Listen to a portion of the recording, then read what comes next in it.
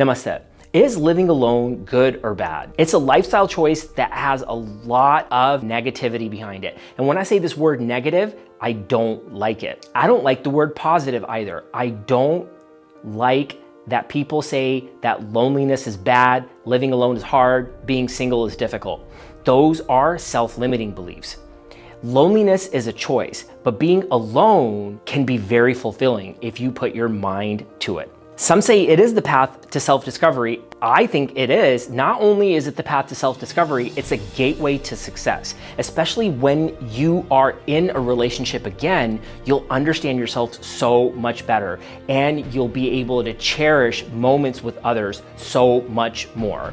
And when I say living alone and being single, I mean completely being single and living alone, because that is how you learn how to love yourself. And I do get lonely sometimes, I'm not gonna lie. And that's where I start talking to my pets in Kannada. Ajay, Suvarna, Spoki, Barapak, Hutko, Utamarana. Come, sit, let's eat. In today's episode, we will unpack the journey of whether living alone is good or bad. And I'll share my journey with you. And I've lived alone for most of my life, so I do have a lot of experience with this. Over the several years that I've lived alone and the 8 years that I've been single in solitude, I've learned so much. And I wanna share these 2 evidence-based techniques with you based on this concept that I've developed called Mind Hygiene, which has medical evidence to support it.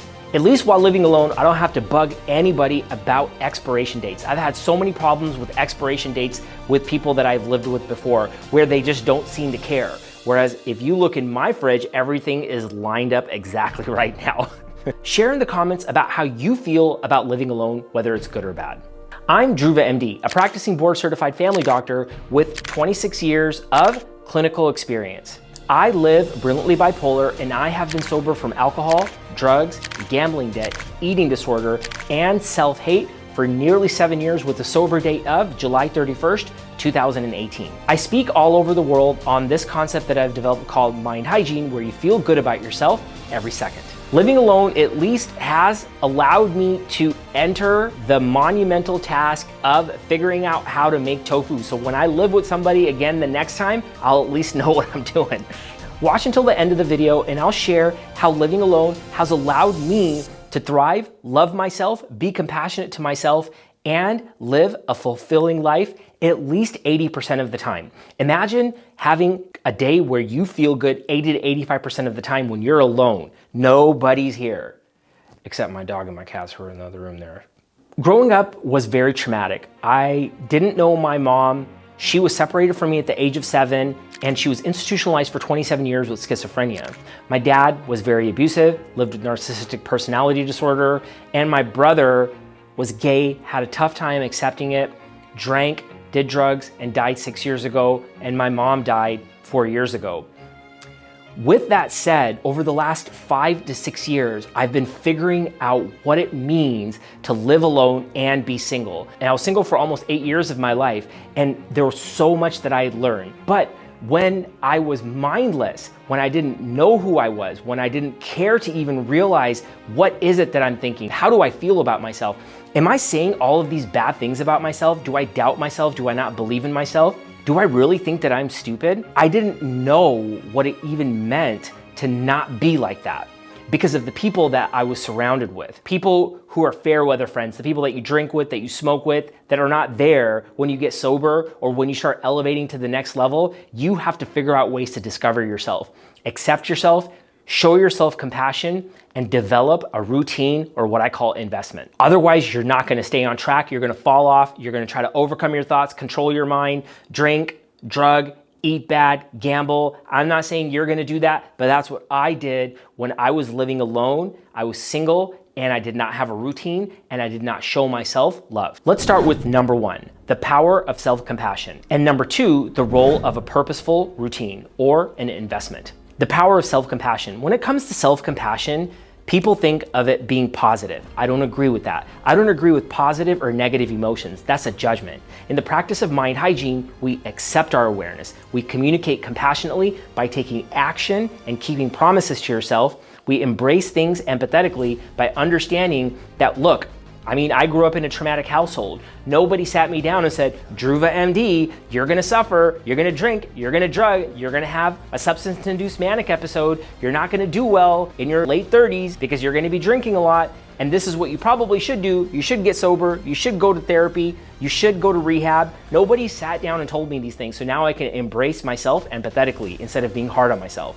And I can soften the process by not talking to people that complain. Now what I do is I wake up and I start writing to my mom. I look at different meditations that I've created for myself, different frameworks. Meditation is where you're focused on one thing. You don't need to be sitting like this with incense burning in the background for you to meditate and close your eyes. You want to be able to live that life. You want to be able to meditate as often as you can all day long by just injecting yourself into the power of writing. Studies show that you can be kind to yourself and it'll dramatically improve almost 300 times more if you write. And when you write things down, you understand it so much better and it becomes black and white. You don't need to keep it. You don't need to look at it again, throw it away. But you may need to write one scenario over 100 times to really understand yourself.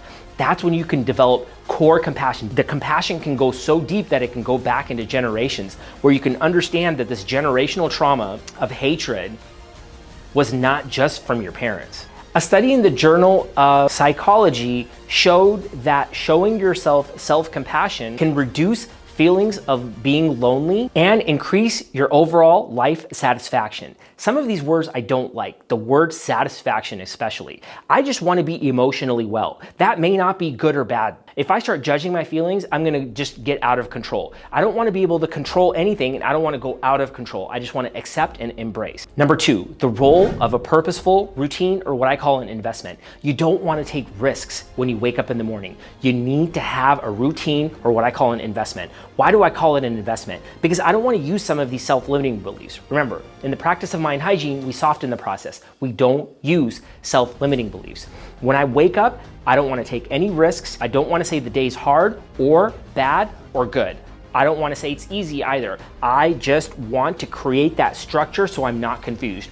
Right when I wake up in the morning, I'll make my bed like a hotel right away. Start thinking about my senses, my hearing, my smell, my taste, my feeling, and I'll take a look at my pets, sit down with them, some meditations that are based on some of the frameworks that I developed. What this allows me to do is it allows me to live my life as fulfilling as possible. Because when I have something scheduled in, I'm not confused anymore about it. Even throughout the day, I have little pockets of time that are scheduled in, sometimes with 20 and 5-minute blocks. Usually I try not to go more than 20 minutes. But if there's something that I want to engage in, let's say I want to start mind hygiene and I've never done it before. What I would do is I would schedule in 1 second every 90 minutes. Let me write down about accepting and not fixing my emotions. And I'll take one scenario and I'll keep on writing about that over and over again, just for a few seconds. For example, living alone, does it suck? Do I think I'm stupid? Oh no, actually that's not the case because I'm understanding myself and I accept myself. There's nothing to be stupid about because my emotions are not good or bad. They're just there. Now what you're doing is you're accepting yourself and you're creating that routine, and when you write these things down, you can see things develop. Imagine me being your personal trainer and I'm showing you this new gym. It's gonna take some time, but at least you know that there are other people that have done it and there's medical evidence to support it, and you don't need a bunch of medications. Mind hygiene is where you can go home and you can do this by yourself, where you don't need anybody else. You don't want to talk to anybody that complains or talks bad about other people. You'll be falling off track. Also, you will not know what you're thinking. You don't want to be talking to a bunch of people about your feelings if you haven't written them down at least 100 times. And that's where the power of self-compassion and a routine, or what I like to call an investment to stay away from bad people and to feel better about yourself, come into play. A study in the Journal of Health Psychology found that people who are engaged in meaningful routines reported higher happiness levels than those people who just said, oh, let's just see what happens throughout the day. Research published in the Frontiers in Psychology revealed that mindfulness practices can reduce adverse mental health outcomes such as anxiety, depression, bipolar, and ADHD. What does this mean for you? This means writing, writing, writing. Sure, great. I hope I started a spark for you. Mind hygiene may not work, but if something didn't work for you yesterday, you might as well try it today. And if not my process, find the other people that are writing. Those are the meditations that you want to engage in, especially if you live alone and you're single and you have a bad relationship with yourself. In conclusion, is living alone good or bad? I think it's neither, because that's a judgment. When it comes to self-compassion and when it comes to creating a routine, don't have to fall into that trap of the regular judgments. Remember, you're never truly alone when you learn to love yourself and you're your best company. That doesn't mean you should be alone all the time. What it means is that when you are alone, you might as well take advantage of this time and not complain about it and not have limitations behind it. If this resonates with you, please hit the subscribe button, hit the notification bell. We'll be dropping videos every Wednesday at 4 p.m. Pacific Standard Time. I'll be dropping shorts throughout the week, and on Fridays, releasing bonus content. There will also be a link in the description to a Mind Hygiene PDF that you can download and follow along. Remember, it's just like any new routine, workout program, a yoga session, even a video game. It's gonna take time, and the more you do it, the better you're gonna feel. Imagine the day where you wake up and you're doing writing, simple mind hygiene, evidence-based techniques where you don't need a bunch of meds, you don't need a bunch of people to feel better at least 80 to 85% of the day. Imagine that day. Such a good time. I'm so grateful for the ability to be able to share my story and to be able to write. My YouTube channel got hacked, and I just said, look, forget it. What I want to do now, though, is I want to inspire those, take you guys on a journey and show you that even though I'm living alone, I'm able to do these small little things, what people call discipline, or what I call investments. Just the smallest little things. Don't eat sugar now for the next second. Work out for the next second, run for the next second, write for the next second. Imagine if you just keep on compounding those, and over a period of 6 to 8 years, I've developed into this. But you don't have to wait that long. I'm not gonna say this is gonna happen right away. If you have these techniques that are ingrained, like I'm dumb, I'm stupid, I'm not good enough, I'm gonna be alone forever, it could take years for you to rewrite that.